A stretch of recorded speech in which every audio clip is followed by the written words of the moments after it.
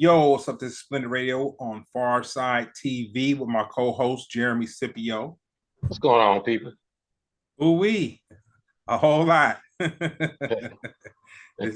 this one of them wild card those wild card episodes. So that's just it is what it is. Mhm. So I want to start with the obvious. Your president, never mind, Donald Trump. He's my president. Yeah, Why would that be my president? I never voted for him. I never accepted him either, man. Yeah, I never voted for him. Yeah. What about it? Very interesting, man. You know, I struggle with it a lot. I feel that he's a social experiment Hmm. because he says anything, and there's never, well, I'm not going to say that there is never.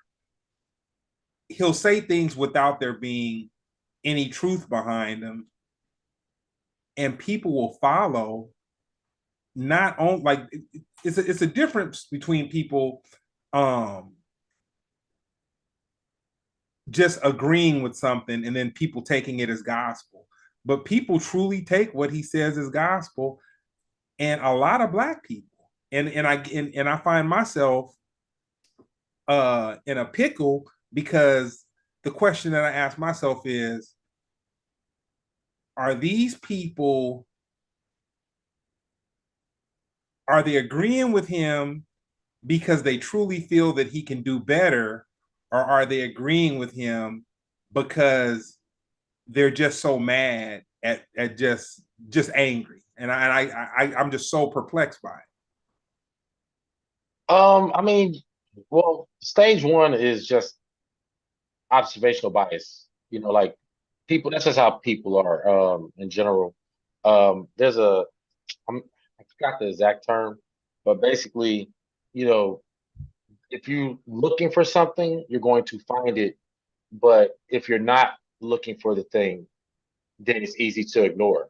Like if it's the basically if it's a situation that's affecting a bunch of people, but it's not affecting you, you're not gonna have as much of an opinion on it. You know what I'm saying? And a lot of people when they see, um, you know, I mean that's just like that's a red blue issue. And a lot of politicians have been getting off on that for a minute. Now, when it comes to Donald Trump in particular, he's such an entertaining force that some people just want to get behind the force of the entertainer. You know what I mean? And I'll admit, politics, sometimes it's cool to have some form of entertainment, but it is sad when um, to talk so rough about things that affect so many people. Like he really just glosses over things that affect so many people, or just lie. I say the most recent lie that people, well, so many, but the funny one was did we talk about that? No, we didn't talk about that last week. He talked about his rally versus the Martin Luther King's, the number sizes, and he said, the numbers were so off. I mean, he had the record lowest before all of this stuff. He had the record lowest number turnout for his inauguration. You know what I mean? So that kind of blows that away right there. It's hard to follow Barack Obama like in any facet. So he's entertaining. That's the only thing we can get this man in that way. Other than that, we should just ignore him. He said he had larger crowds than Martin Luther King. Yeah, man, that was crazy. Like that's and I would say if Donald Trump says something that's unbelievable, use just Google it as fast as possible. Just run straight to Google. I mean, but but that's but huh? I have to go back to a couple weeks ago when I was in Mississippi and I was Uh-huh. listening to talk conservative radio, and there was just as many conservative white women that were fighting for him during the talk radio shows as the white men. Like and they were like the women, they were like, he's gonna bring us back to where we used to be, and we need him to preserve our Christian values, and just they just went on and on and on. And there's one clip that I played about 6 times, and I got sucked. Well, I'm not a kid, so I'm not gonna say I got sucked into it, but I did climb down the rabbit hole a little bit. And he did say that I'm not a Christian and you will never have to vote again. And Yeah, yeah, yeah. Those things that people don't have to that they miss, they gloss over. Like I said, it's kind of a confirmation bias. That's what it's called. Confirmation bias. So when you like if you're looking for something specifically, like you'll find it. But if you're not looking for those things, it's easy to gloss over. You know what I'm saying? It's kind of like if you're like in a Where's Waldo's book, right? Where's Waldo? You're looking for Waldo. But then if it's like another character that's in there that if they didn't say look for that character, you would ignore it. That's how these conservative Christian white women are responding. They're not looking for issues that affect people in inner cities. You know what I'm saying? Like and also I agree because I tour. It's funny when you're actually in it around these people, you find out the number one myths I would like to bust is the South, that concept. You know what I mean? Like a lot of the attributes we give the South, you could say the same thing about Bakersfield, Victorville. Like these are the same people. Like 20, 30 minutes outside of any major city, you're gonna find the same people with the same accents talking like this. It's like, wait, from California? Like, wait, hold on, how the hell you sound like that? And they grew up on a farm their whole life. They grew up right down the street from everything. They only know their town. And then you get somebody like Donald Trump saying, "Hey, the fact that he even got the nomination from conservatives, that's the biggest issue. Why would you make that your guy? So it's a uphill battle, man. That's it. yeah, yeah. One last thing. Um, Mhm. it's interesting to me how so I was watching some Kanye clips today. And there was a The only clip. person was No, because no, because this is the thing. I tried to figure out, you know, I'm not gonna say Trump and Kanye are the same, they're but they're similar. yes, they're both, yeah, they are. And I was watching an interview with Kanye and Pierce Morgan, and the interesting part about it was when Kanye is speaking to, let's say, black people or the masses, he has his hat turned backwards, his Jerry curl is dripping on his Mhm. thing. He's the most ebonic speaking, and he has no issue with being vulgar and the shock value of the conversation and everything. But dude, Pierce tamed him like a puppy, man. Made him walk back 100%. He was talking perfect English. You know what I'm saying? And it made me think, like, does this dude have like personality disorder too? Because he was not that same guy that was on the Drink Champs going off. You know what I'm saying? Yeah, I mean Kanye definitely. I mean, bipolar is a personality sort of for sure. I mean, really highs, really lows, hard shifts. It can be definitely characterized in just literally being one way 1 minute, being another way within the same minute. That definitely defines him. And I would say in pop culture, he's definitely a great example of somebody who code switches on the fly. Um, I love his drink champs. Like both drink champs, but specifically the first one. Because I mean, just like Trump or anybody else, like first you got the antics, right? The antics are entertainment, they're funny, right? But that's where you got to leave that. You can't take the antics seriously. But the game he was giving out, Yeah. he was like giving some serious 48 laws of power while he was like drunk, crazy. The Pierce Morgan interview, if it's the one I think it was, I actually think he was just in a different headspace. Because Okay. yeah, because Pierce Morgan was the aggressive. Because I think this was after. Okay, it was It after the was second. after. There was so the second drink champs. That's where he was saying the anti-Semitic stuff, right? And he Yeah. knew that was gonna come for him. So since they wanted him more than he needed them, he was just kind of chilling. You know what I'm saying? But he was kind of being a baby, if I'm not mistaken. I'm looking for it right now. I think he was kind of like trolling them, and then he even that was because ain't that the one where he was like, la la, wait till I get. Yeah. Yeah, yeah, he was trolling. That dude crazy, bro. He's crazy. You never know. You never know what Kanye West you gonna get, man. But I heard he popped up at a Trump rally. And the crazy thing about it, there's a playbook, and urban people will never be able to mimic it the way that non-urban people play this thing, but they know how to get their name popping, man. Like people really know how to, like when a name has died out and the antics are Hmm. kind of like, they're not part of the story cycle and all that. They know these little nuances to do to get the, and they're popping again. Hmm. Yeah, yeah. I mean, and that's the thing is pushing the barometer. It's like a separate skill set. I think that's technically what we're watching right now. Like back when it might be a technology issue. Back when people only people who had access would have a voice. Like from the discovery of the microphone to the discovery of the bullhorn, like you couldn't just get your hand on one of those. You had to be people who had some money to be the guy to say the thing. You know what I'm saying?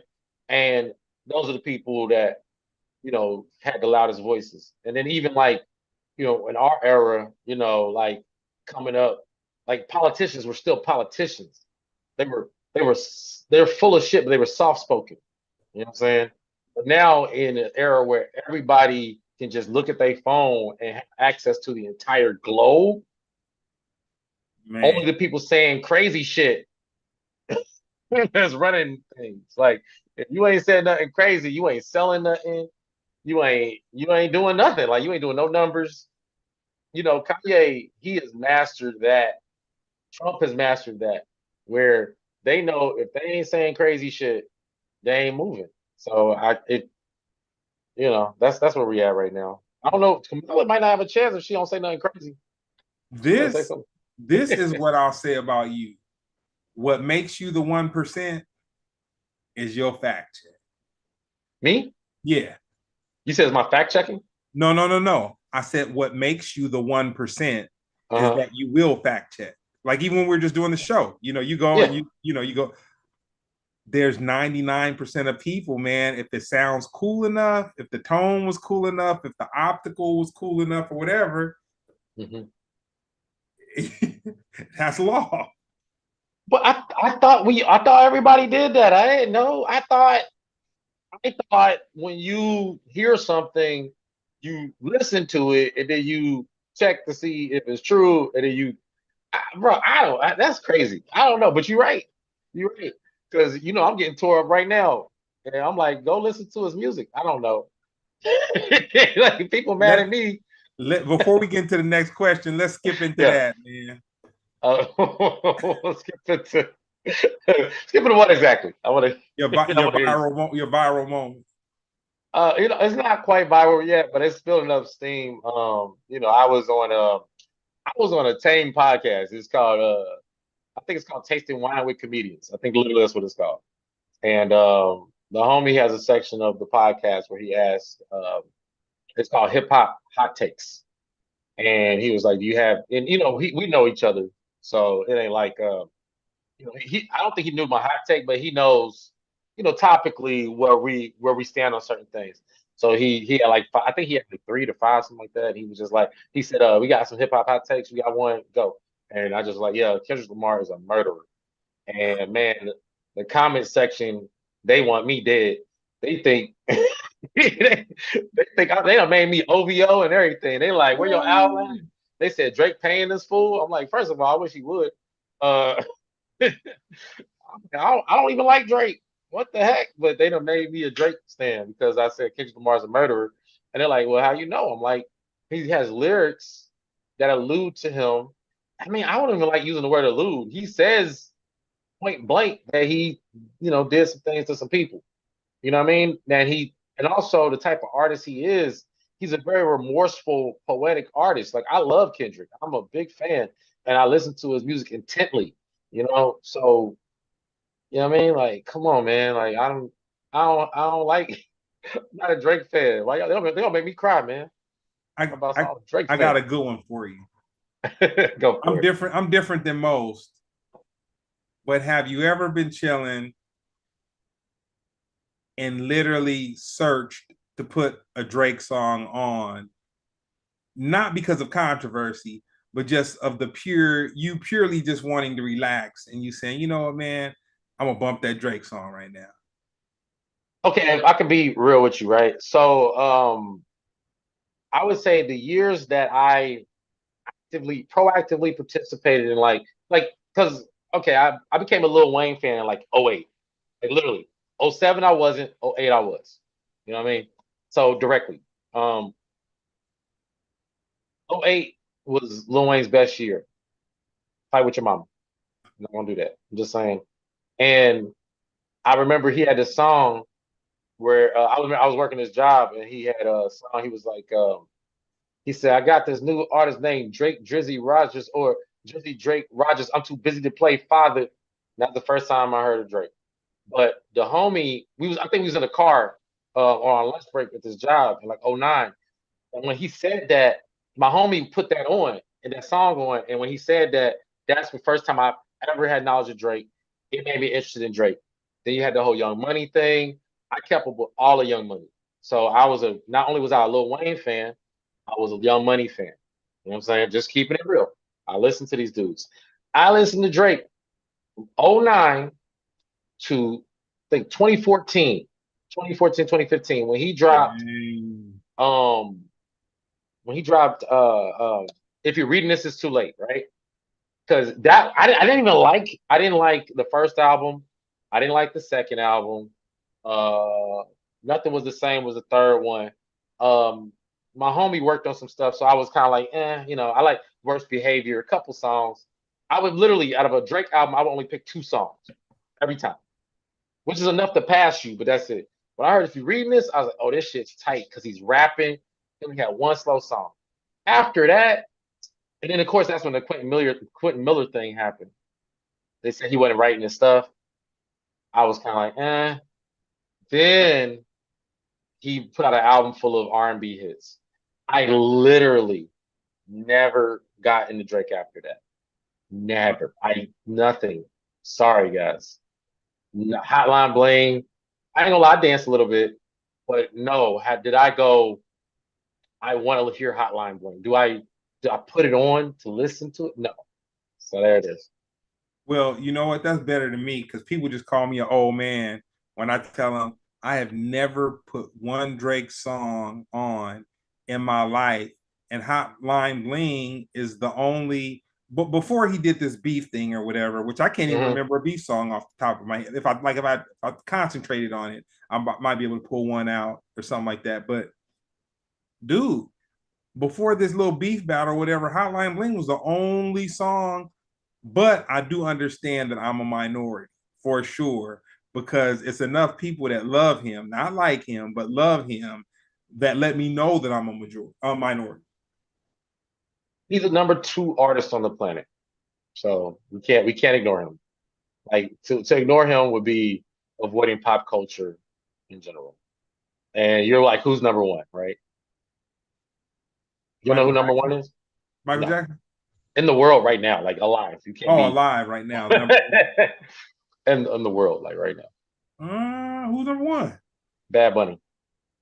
Oh man. This is not up for debate. This is a numbers thing.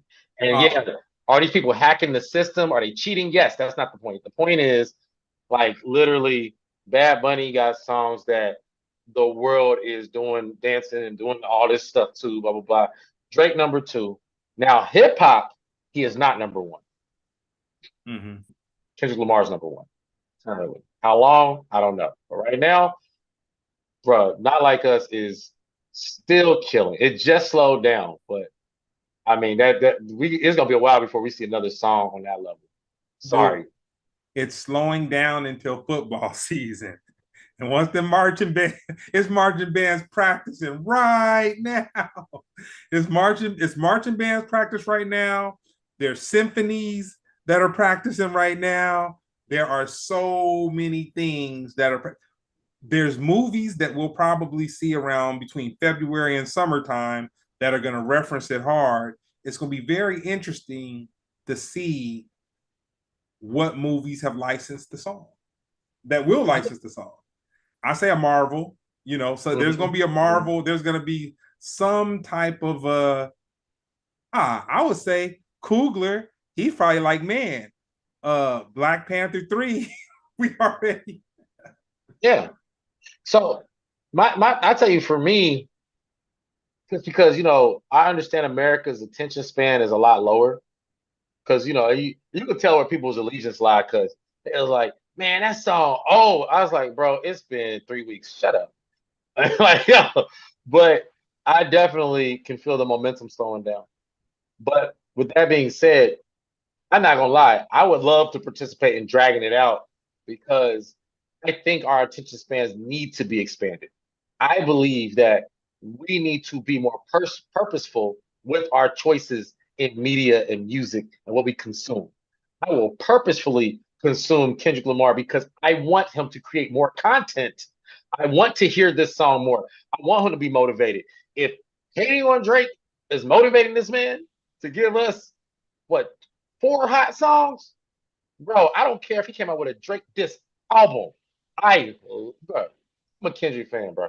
You know what I mean? Salute, bro. You know what I'm saying? Like, go, let's go. I will stream it 100 times myself today if I have to. Before, you know, I don't want to say I've been dumbed down, but Saturday I tried to listen to two albums that I used to love in the past. And I did the same thing on Sunday. I did a little social experiment on myself. Hmm. And dude, my mind could not wrap around listening to the albums in their entirety, man. Like I could get like I I could get like four songs deep, maybe, and then I would start skipping songs, and I'm like, dang, I've forgotten how to listen to a song in its entirety. I mean, Man, I'm an the album. I'm opposite. sorry. I'm the opposite, man. Some albums are like they're like books of the Bible to me. I be needing them. I be needing them. You know what I'm saying? Like I tell you one, I'm probably gonna go back to um probably American Gangster. That's one of my favorite. Jay-Z, American Gangster. Yeah, no, that was a I know, good one. I, I know y'all think I listen to Jay-Z, but I like American Gangster, one of my favorite albums. I think that he at that point he kind of was honed in, even though a lot of the topics were redundant for Jay-Z, but I think he kind of honed in on certain bars that I'm like, oh man, like that's educational for me. You know what I'm saying? Um, or even if I gotta throw Nas in there again, but even but I'm just these are some curveball ones though. But Godson, you know what I'm saying? Like that album, he has some bars in there that like, I have to go back to that help guide me. And I listen to some albums I cannot listen to one song. Like I have to listen to the whole album once I hear one song. Eh. Yeah, that's just the way Nah, I am. But now one of those albums is one of Drake's albums. I'll tell you that. Drake's albums, I can listen to one song and be like, that's enough for the year. and I feel I'll say this before we move on. Yeah, What I liked about the American Gangster album, I'm a really big fan of Just Blaze, man. And just I plays. feel, Yeah, yeah. oh yeah, man, I feel he did some and it's interesting. I got a chance to meet him, and I didn't realize like, but I guess he was producing music at a time where people were spending a lot of money on, like it was that right time. And then with his publishing, if he kept his publishing, but dude, he had a lot of stuff, man. Like I'm speaking of like cars, homes in the vicinity of where he lived, dope studio, and he lived in a real cool spot, like the whole thing, because for me, when I can see people live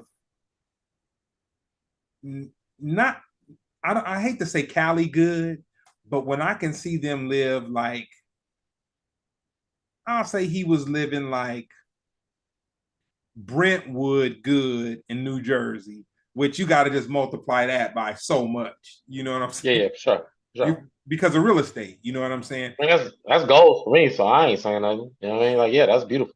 And then Yeah. having a garage with like a garage separate from where he stayed, like where all his cars are, and really being like, man, do I pull out the Lamborghini? Should I roll the Lamborghini tonight? And just woo woo, and just like, dang. Well, he was making money in music in an era where resources were like unlimited. You know what I'm saying? Like for you know, because especially that I would say from like 2000 to 2000 10. 2006. No, not even, because I remember when 50 Cent started complaining. I remember I'd say like maybe 6 or 7. Mm-hmm. That's when like people realized that like the boom, like because in the 90s, I feel like the artists weren't making that much money off of their music. In 2000, and you have more insight than me on this. This is my opinion, outside of stuff. I feel like that's where you can make the most. And we started seeing like it was almost a requirement. Like if you made music, you were a millionaire. Like it was synonymous. Like, I'll say, uh, if you want to speak hip hop, mhm, when I first, when there was something that I could connect to that made me say, like, okay, there's really some money in this thing.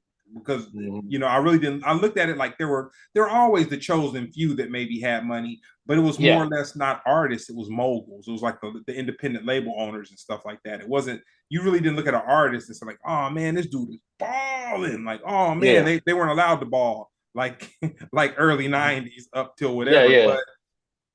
But um, I'll always come back to this point because it's just the thing that stands out to me. Mhm, When Busta Rhymes was allowed to do the Sprite commercial where he directed it, and I'm sure it was like stunts and all kind of stuff, but he was like hanging on to a diesel truck, him and Spliff Star, like on the ground and like swaying and all this kind of stuff. And that was at the same time where Missy was getting like really sick with her videos and the just all the visual things, just so much stimuli. But the stimuli wasn't about money. It wasn't about sex. It wasn't about jewelry. It was just like it was just like so much going on that it just kind of had you. But I had heard through the grapevine that like Sprite gave him like a, I don't know if they paid him or I don't know if the budget for the commercial was $1 million, but it was something about $1 million, and it just seemed like after that, Busta just was on a whole nother level, man.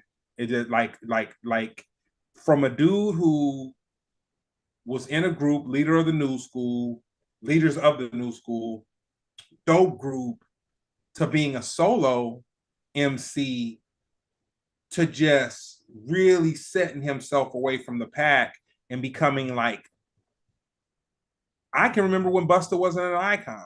He's not mhm. Snoop Dogg, but he's an icon. Matter of Man, fact. man, look, if Busta Rhymes passed away, and I'm not wishing that on him, but if he passed away, man, that literally, I mean, he gonna be held high, like high. And let me see, I'm gonna be careful with my words here. Yeah, because he's yeah, okay. I'm not gonna say he's a current artist, but he's had the longest career of a current artist where he was current. Like literally, I would say "Look at Me Now" is probably his last like current song. I'll say this.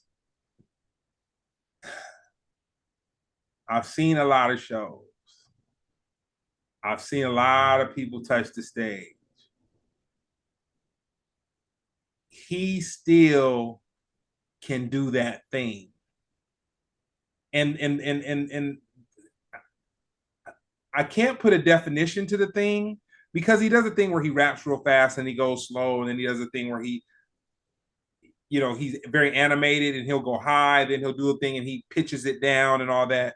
But Hmm. uh costumes to the side, chemistry of his hype man to the side and everything, he has that thing. Okay, so I know you say I fact check. Mm-hmm. So it was a Mountain Dew commercial. Ah, Yeah, I can't find, but you know it's funny. That's maybe a Mandela effect because a lot of people thought it was a Sprite commercial.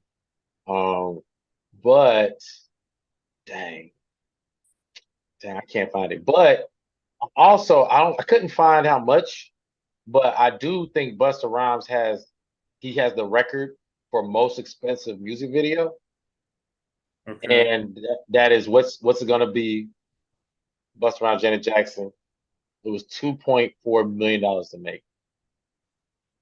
Well, I will say this, another inside situation. Hmm. When all that money was going around and there were those huge deals and stuff going on back Hmm. then, fools was paying themselves incredible, man. And everybody was getting paid, man. It was a hoot nanny, you know.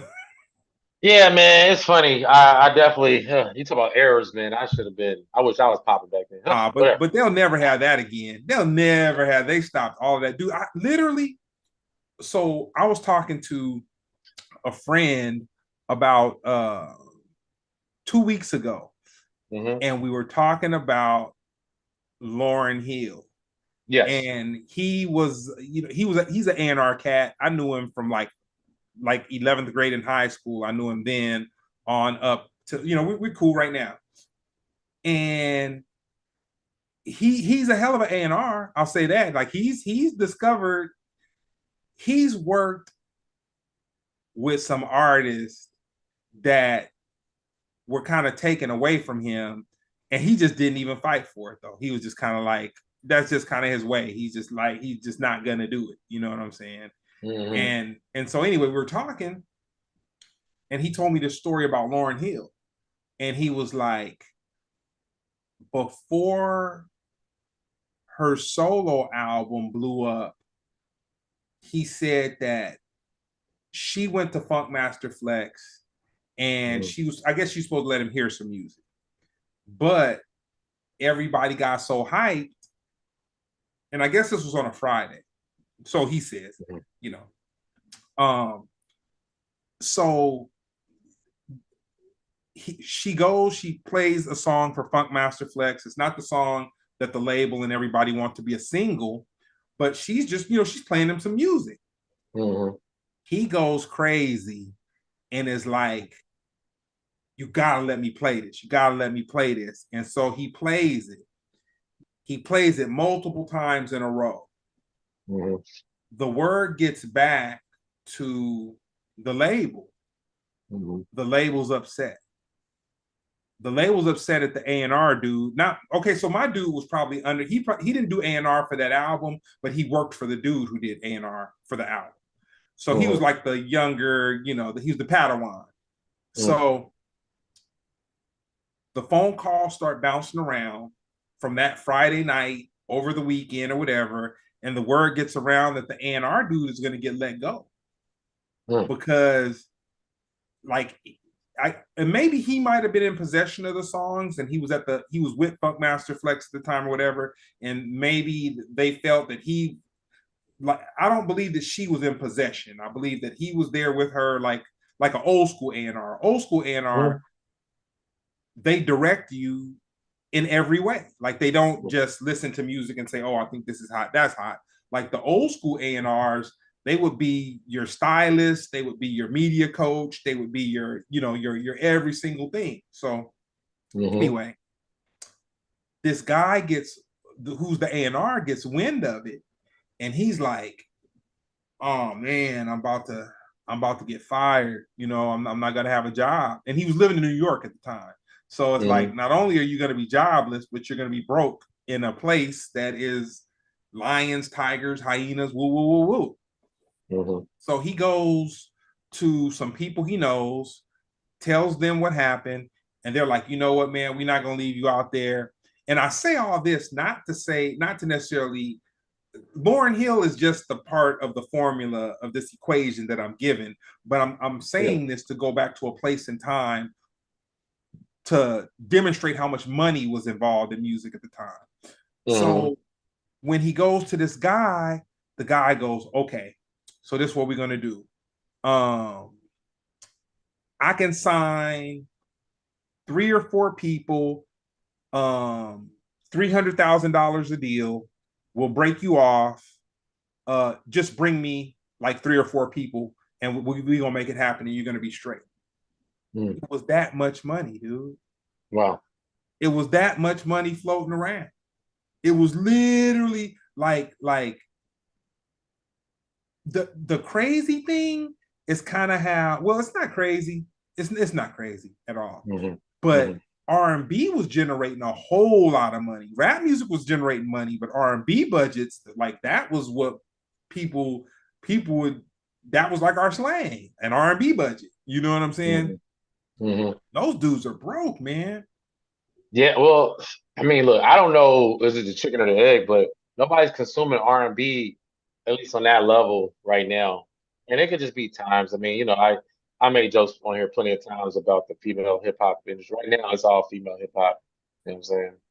That's just like next year, it's gonna be all about female basketball, man. You got to see the WNBA gonna pop, the Big Three gonna have a women's division. It's gonna be great. They're gonna have a dream team in the Olympics with women. Watch, I wish I had some money put down on some stock, bro. Man, I put some in the WNBA right now, Hey, right now, right now, and I pump it up myself just to make sure I inside trade like a mug. I go to every barber shop in LA and be like, "Hey man, put it on WNBA real quick. I just want to see the score." But yeah, man, I feel bad for R&B, bro. Like it's in a drought, man. It's in a drought when it was killing back in the day. yeah, it's like, man, those dudes, but the deals, hip hop was more progressive. So in Hmm. those R&B deals, those dudes pretty much had R&B, like old school R&B deals. You know what I'm saying? Where you give up your pup, you give up everything. Like literally, you give up Mm. everything to be a star and have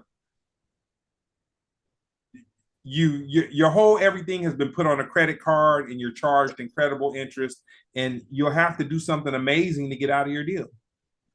Yeah, I say, it's funny, like when you growing up, you will see this story. You remember, was it the E True Hollywood Stories? It might have been. Um, for some reason, like people consume things separately, but we all have the same memory. Every time because I always say, like, man, an artist in the '90s, they weren't making no money. There's really only one group I was thinking of, but I can move it around because I know so many stories.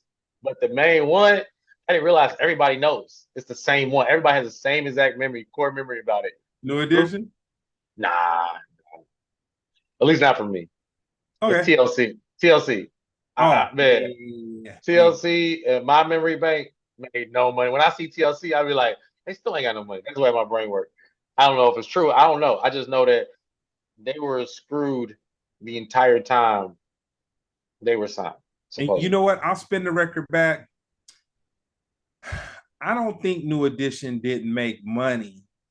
I think it was Mm. maybe a thing of just the culture and everything, and maybe kind of holding on. But I think that they, because they did stadium tours, so you're gonna make like what, even if you don't get money, you're doing stadium tours. You're gonna come home, and there's gonna be something waiting for you.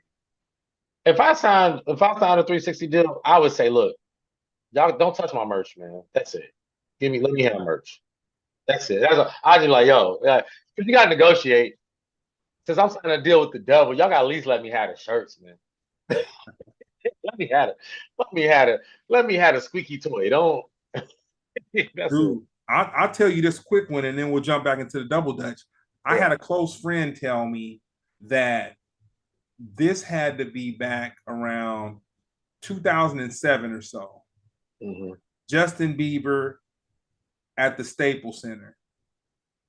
How much money you think he made in merch in a night at the Staples Center? Justin Bieber, when he was popping. Oh, I can't even put a number on that. That's like 100, man, to 200,000. Come on, man. Uh, Justin Bieber. Let me see. If I just did simple math, let's say he charged for a shirt, he probably could charge. What year you said? 2011, no, like 2007. 2007. That's early in his career. He probably make that. I'll give 100,000 or higher. 200,000 lower. No, 300,000. Wait, off merch? No, Dude, no. he was one of the first to do it. Like, dude, people like before people were buying rap merch at big show, like, dude, he's making like four something Man, a yo, night. if he was making four something tonight, I tell you right now, I would be outside with my Justin Bieber shirts and my iron print the label iron, bro. I'll be right outside with that one. Hey man, I leave with I say I leave with $400. Call dude, it a night. I've seen amazing stuff with merch. So I got a buddy who we kind of trade work with each other. So like if I had an overflow of a job, I'd shoot it to him. If he had an overflow of a job, printing job, he'd shoot it to Mm, me. And he was doing merch for this one particular tour, and they were charging $80 a t-shirt. And this is what just changed my whole the way that my mind just thinks about a lot of stuff. mhm, The group was charging $80 for this t-shirt. It was a white t-shirt. It had about maybe six colors on the front, six colors on the back. mhm, The shirt, just the blank shirt, mhm. was like $2.60. Mm. And Okay. I was kind of like, it made me think. It realigned the way that I think because me being involved in shirt printing and stuff like that, Yeah, of I'm course. thinking, okay, people want the softest, the dopest cut, the all this, all that. Dude, it's really about what it means to a person, man, and people Yeah. individually. Like it doesn't have to be all the bells, the whistles, and all the everything that you would think it would take to command that thing. You know what I'm Mhm. saying? But yeah, yeah, Man, I'm trying to find. Oh my God, I'm trying to. You fact checking. I was actually looking at the Justin Bieber merch, but the problem is, uh, other niggas have they have mock this. These dudes have a mock Justin Bieber merch line that was yeah, making money. yeah, Like they're like fake, openly fake merch. yeah, And they was off of Justin Bieber, they were making money. yeah. Crazy. Like, look, they charged. Oh my God. It said, all right, I'm just gonna read this and we're gonna move on. Let's see. Yeah. All right, I'll switch the convo because this is what it says. This is Financial Times. It says, do yeah, okay, look, it says tour merchandise has become so huge due in part to Kanye West, who with the release of Life of Pablo album and his tour in 2016, let's see, and a single show at Madison Square Garden reportedly racked up wow 7,800 sorry 780,000 in souvenir sales Yeah. to the point where he started doing pop-ups because he knew he could make some extra money. That's crazy. And these are Amen. bootleg. These are bootlegs. These ain't like this dude making himself at the Yeezy factory. These are dudes ironing on his face onto a shirt. Not even his Hey. face. Just some numbers and some shapes and some bro. But you're right. It's sentimental value. You got to create that. The artist has to create that. So Yeah. what's up with this convention that just went? Yeah. All right. Let's talk about the DNC. All right. The DNC, which is the Democratic National Convention Center. Sorry, Democratic National Convention, which was in the home of the former President Barack Obama's home, Chicago.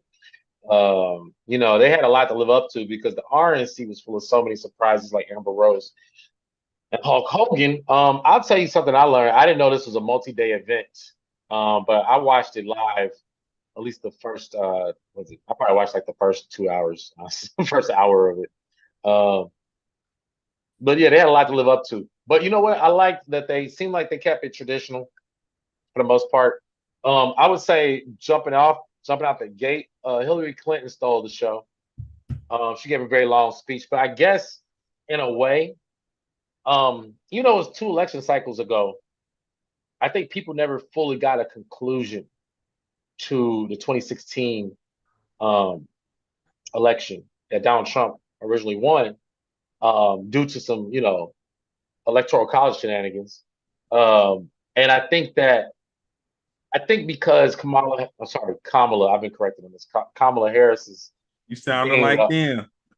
man, I'm like, I've been calling her Kamala since the last election, 2020, and now all of a sudden I'm being corrected. I'm like, why didn't y'all get it right last then? But whatever, fine, whatever.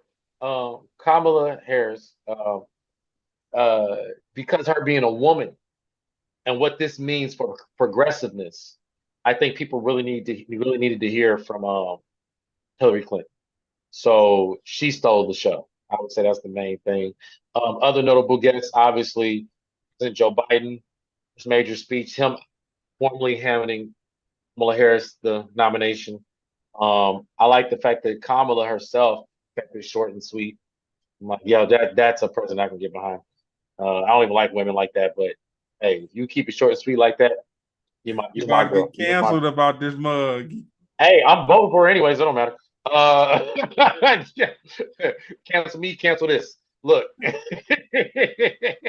uh, also, uh, Steve Kerr, former Bulls player, and you know, was it Golden State Warrior coach, whatever. Steve Kerr stole the show.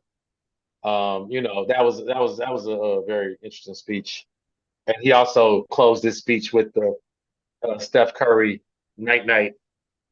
It was you gotta keep the people engaged. You gotta say, man, he was saying lines that was bothering me though. What else? He had said another line like, um, I don't know, someone lines up, hey, when the going gets tough, the tough gets going, and go, yeah. I'm like, this is lame, bro. So Pete, I was talking to a client that I was working on something with, and she's I think she said she's 80 years old, but I didn't. I mean, she doesn't look 80. That's crazy too. She doesn't. Yeah, second person in the last 2 days I met that does not look their age. But anyway, Mhm. um, it was interesting because I was driving home, and she called me to tell me something, and then I was driving home just trying to get my mind wrapped around a couple things, and she's like, "Oh, you're in your car. You're not able to. Are you watching it?" And she was like making it a big deal. And it was crazy to me that that convention meant so much to her. Like she was like, Mhm. "You're not listening to it right now. You're not listening while you're driving. You're not gonna watch it when you get home." I was like, "Oh Mhm. man, I'm sure tomorrow, whatever the hot takes are." Oh, you can hit me up. I was in it. This is my NBA finals. I love this stuff. So Kamala's momentum, Mhm. her momentum. Um, it's so she's almost like, but it's different. You can't even say that. Like my mind wants to say it's almost like a Barack Obama thing, but it's totally different. But I'll this is what I will say. Um, the way that they transitioned her into the situation was kind of like the shock and awe. And it just like it really just that thing created a tsunami. Yeah, I mean, so them doing that kind of made it more predictable for me. Like, had they stuck with Joe Biden, that would have been the curveball for me. The fact that they went with Kamala, you know, they it made it very progressive, like almost unbelievably progressive. And because Kamala is three things, she is a black, I say Indian, but then they also been saying Asian, South. I don't know because Well, politically every word's contrived. India is in Asia. Well, that's not my point. My point is the sell of it. Like, you know, if I go to like I'm about to go to Denver and Wyoming. In Denver and Wyoming, I'm an LA comedian. You know what I'm saying? In LA, I'm a Cincinnati native. In New York, I'm an LA comedian by way of Cincinnati. You know what I mean? In LA, well, actually in LA, I'm a New Yorker. They'd be like, "Oh, you from New York?" You know what I'm saying? I'm not, but that's the way. You know what I mean? So to call her Asian is a political move. You know what I'm saying? I don't completely understand it, but I understand. I'm paying attention to things like when I was watching it because just the presentation. This is all. This is super important. And it'll be in the history books. So the move with calling her, black Asian woman. You know what I mean? I knew for sure before anybody came up with anything. They talk about her picking the vice president. I said she gonna pick a old white man, Yeah, yeah. I and we knew. said that on here. Yeah, Both of yeah. that on here.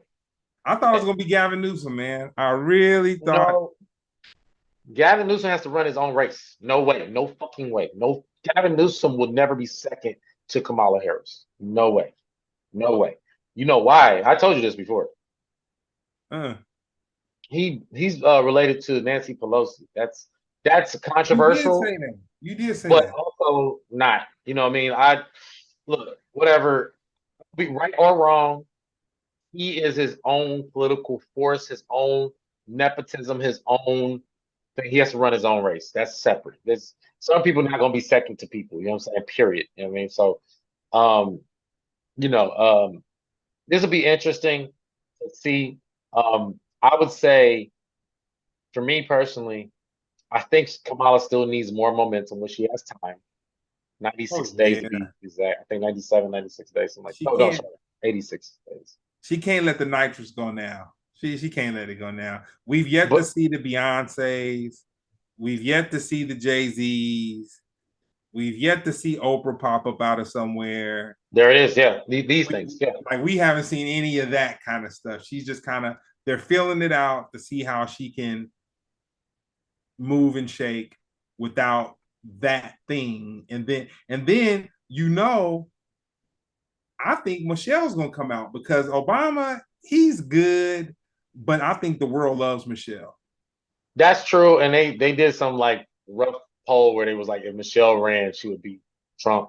Um, I Michelle a picture with Michelle and Kamala Harris would go over really well for sure. Like a picture alone. But I think we need, and you'll love this. I think we need coffee mugs. We need like she got to make it inside American households. I don't think currently she's inside American households. I think there's still children learning who she is. You know what I'm saying?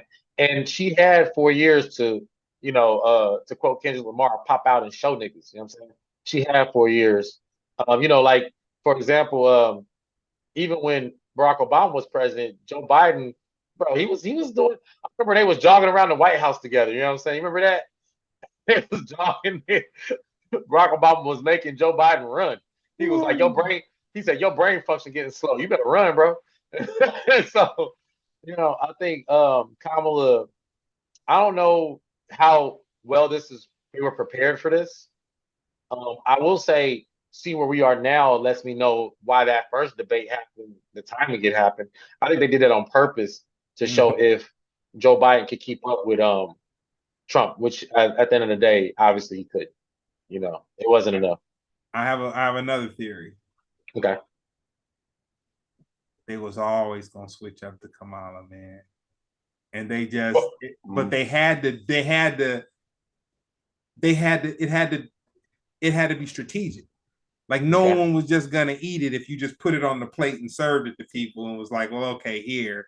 They're gonna be like, oh, the Democratic Party is just horrible. They can't. They're just the party of old. They're just whatever, whatever.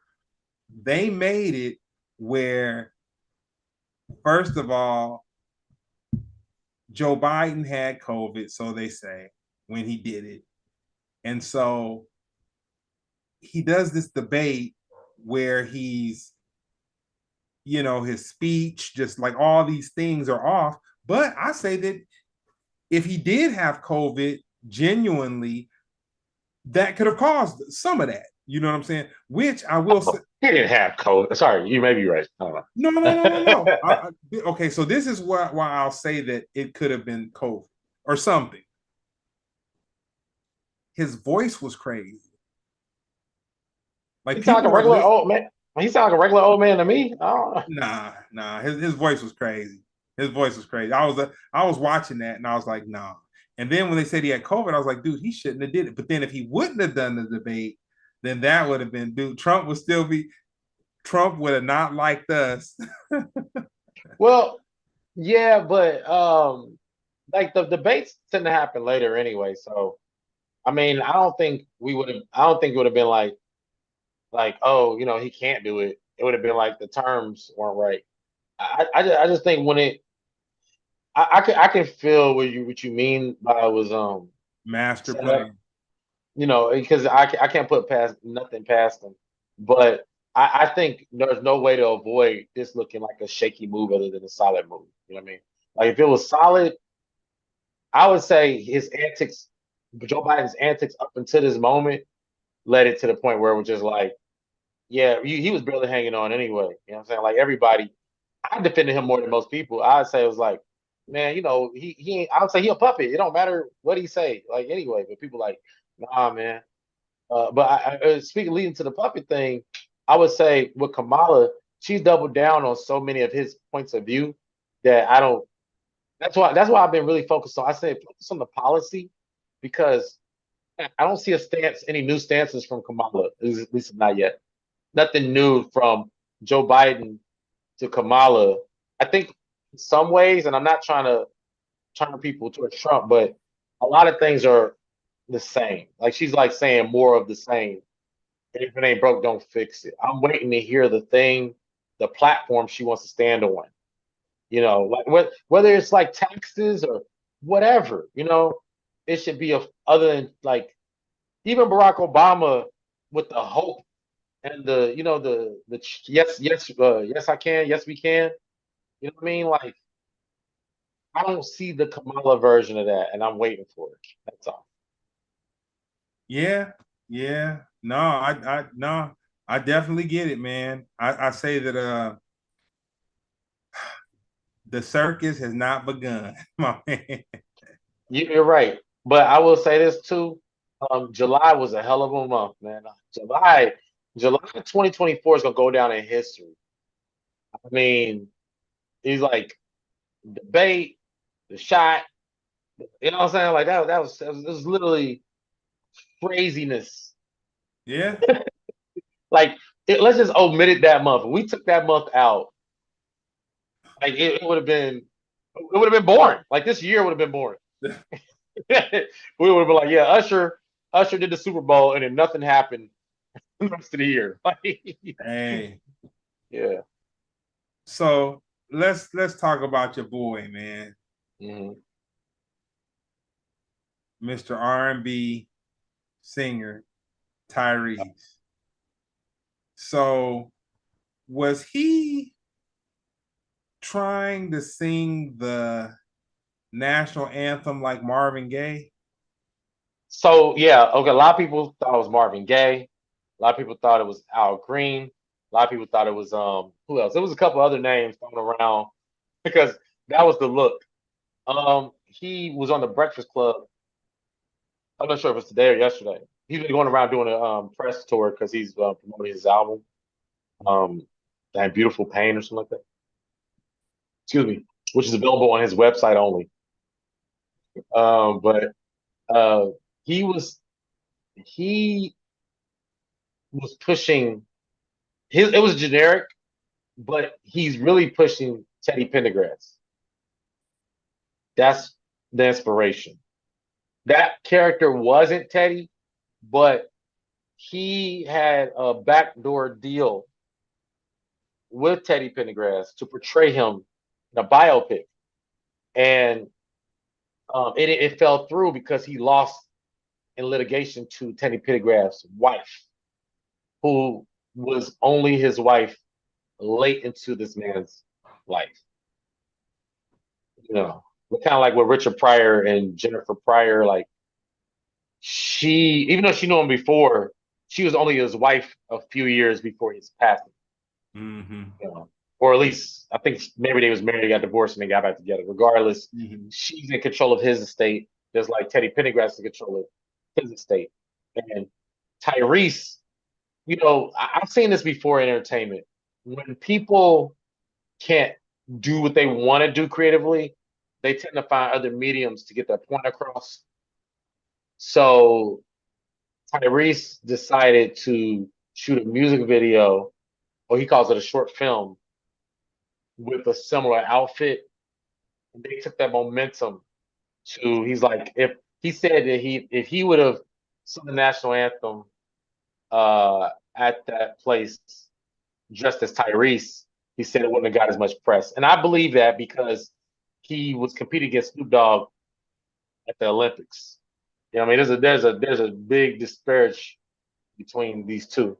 But Tyrese, basically that was the move. And I would say, even though the outfit was wild, I would say, thank God this dude can actually sing. Him Mm. singing the national anthem was out, because I ain't gonna lie, I was looking for. I was a hater. I was listening for it to be bad, and it wasn't that bad. It wasn't like amazing, but I was like, yo, thank God this dude can actually sing. Because if he dressed like that and he was terrible at singing, it would have been the biggest L of this year. All Yeah, so right. I give him a little credit. Yeah, my thing with him is just I feel like when people are but you said everything. I'm not gonna even go into that because if you said he's trying to push some records and push them from his own website, then what I was gonna say next don't even matter because it's shoot, man, he out there trying to sell some records, man. So He said it. He did say it out of his own mouth. He said, "If I go out there just as Tyrese," he said, "no one's gonna care." And once he said that, he said every barrier that was like, because you can't just go out there dressed like another dude. You know how much money on the line. They don't play with people like that. But yeah, he made it clear. He goes, if I go out there dressed like me, we ain't gonna shake nothing. If I go out here dressed like this, it's gonna he got green light all the way. man, Yeah, that's yeah. crazy. So we gonna end out this wild card one with Okay. one of your fellow comedians, Marlon Wayans, Okay. Marlon Wayans. I have a soft spot for him. Yeah, let's go. getting into it with your boy Vlad. Oh yeah, tell me about this. So apparently, you know, Marlon wanted $40,000 for an interview, and him and Vlad start going back and forth, disparaging conversations and this, that, and the other. And Marlon's one of those cats that I respect him because he can be funny and stand his ground at the same time, and he ain't no Right. punk. He ain't no punk. He's the definition of don't let these jokes get it twisted. Yeah, yeah, yeah. You know what I'm Yeah. saying? So that's just what that was about. But I look at it like this: it's amazing to me that black people still go on Vlad's platform, man. I mean, look, I get it because the people that go on there need the money, and he got the money. Michael Jai White don't need the money, I don't think. Yeah, he do. Yeah, he do. It's not like, got to think about it, to come on for um an hour, and you got all these viral clips to keep you relevant on the internet, and you get some cash. You getting paid as much as rappers, okay rappers, not great rappers, but you Yeah. get paid as much as okay rappers get to do a show without flying, Come without on. yeah, Yeah. yeah, Like it's like, man, like, I mean, yeah, he probably ain't getting what Marlon Wayans is getting, but he probably getting like 5 stacks. You know what I'm saying? Just to come and talk for a second. But the problem is with Vlad is he's compromised. Like I like, yo, if you're gonna be behind the camera, be behind the camera. This dude done racked up so much mobility off of interviewing prominent black figures, that he forces his opinion in there. He's messing up other opportunities, other situations for other people.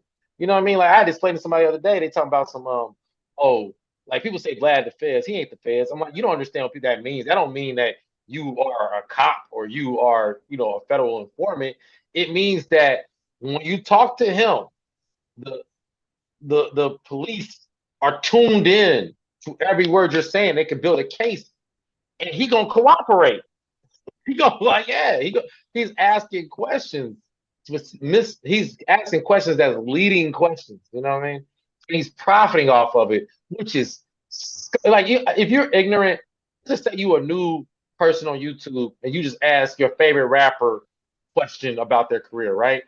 No harm, no foul, man. You just a curious fan. This dude is purposely asking criminal questions and making cash off it and talking to the police. Hey, Bro, don't talk to Vlad, guys. Don't talk to Vlad. And the most polite way in the industry to say no is to raise your price. That's the most polite way to say no. So nah, I don't. Marlon Wayans, I ain't gonna lie. Marlon Wayans can be goofy or silly sometimes, but with that one, he's a billion% correct. You ain't got the fact that Vlad even feels comfortable to speak out on a Marlon Wayans. Marlon Wayans may be goofy, but he is a black legend. If you was killing stuff in 1992, he been on TV since 19 in movies. He's in Mo Money. Quit playing with hey, Marlon, bro. Get out hey. of here. Vlad is an internet. He's a YouTuber talking You reckless. gotta remember how Vlad Come on, man. got his first bread. How did he get his first bread? Rick Ross put paws on him, allegedly. Really, Allegedly, really.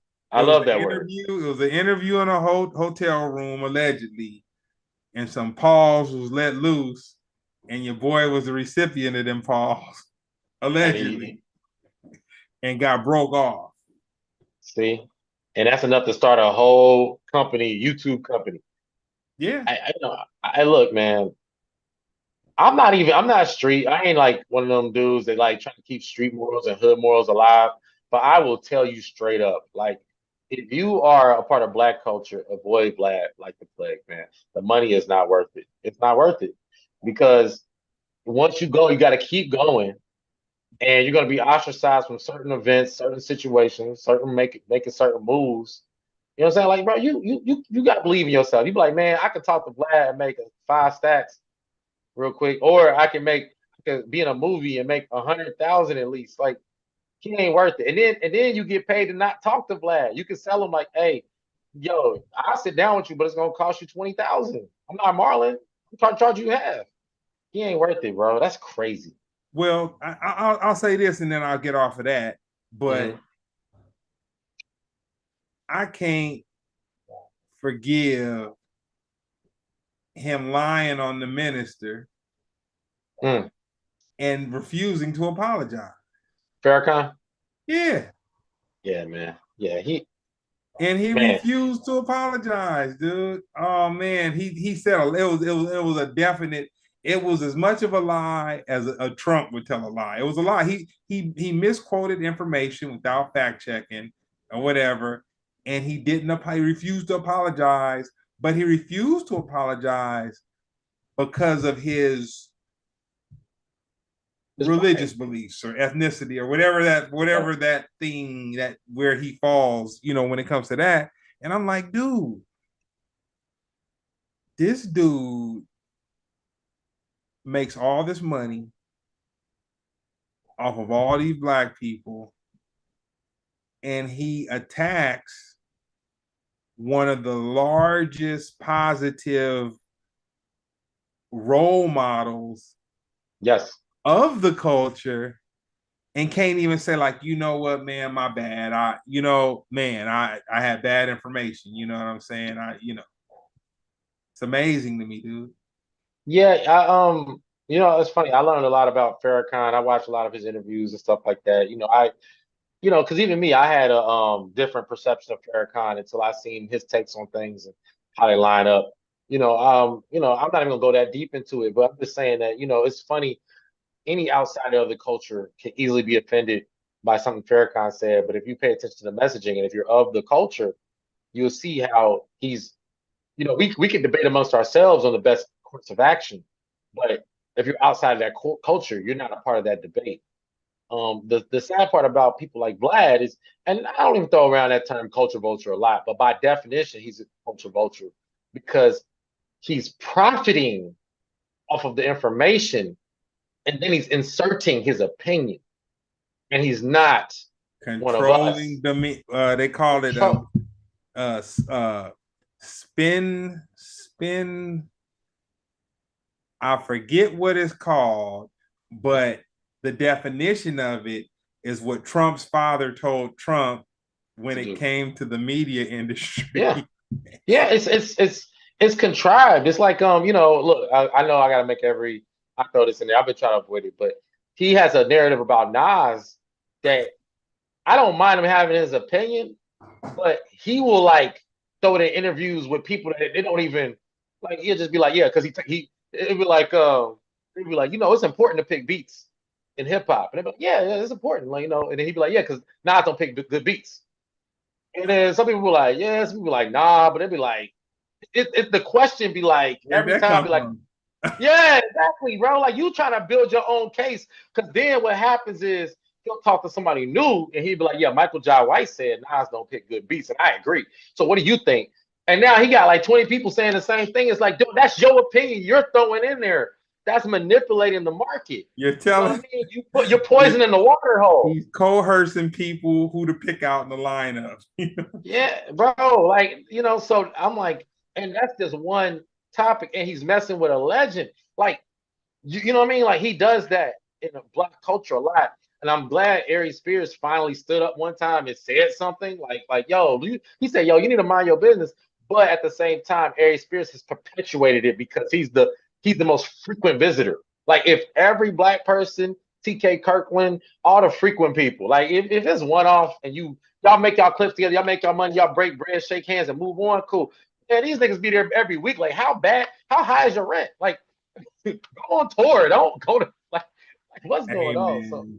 yeah, man, that's it. I'll probably never make Vlad interview because of this interview, but yeah, I'll never. But I definitely don't need his money, man. I would run away so fast. That's like talking to the police, man. No, I'm good. It's not worth it. Nah, dope. Well, no, man. With that being said, this has been another episode of Splendid Radio on Fireside TV. Yep. You got any shows coming up? Yes, I'll be at the Moxie Theater, located in Greenlee, Colorado, just outside of Denver. I'll be there 29th of August. The 30th of August, I'll be at Frontier Brewing, which is also a theater located in Casper, Wyoming. And the 31st, I'll be in Colorado Springs at a location to be determined. They already determined it. I just forgot what it was called. Uh, and yeah, if you're out there, I know you know what I don't give this podcast enough credit because people do chime in and they pop up at shows and they be like, "Hey, I saw you on Splendid Radio." So, hey, Denver, Wyoming, holler at me if you're out there. I definitely appreciate you. I'll show you all the love. Just come up to me and say, "I saw you on Splendid." I'm gonna give you all the love. I promise you. And you know what, man? Hmm. Uh, I talked to Amaru a couple times, and he really appreciated you hanging. You guys hanging out a little bit, and him Yeah. getting a perspective of because he was in LA for a long time, and then he left, and then he said just coming back and just kind of seeing how things work in a contemporary, Hmm. from a contemporary standpoint, like as of 2024 now, he was really appreciative of that. Hmm. Yeah. I say You know, I like the word contemporary because a lot of people base their information off of like the entirety of the past, right? Mhm. Um, and things are evolving or moving. Like it's ever evolving, ever moving. Like I'd say, I'm gonna throw this out there, but I'm not gonna say too much on it, especially because we're closing.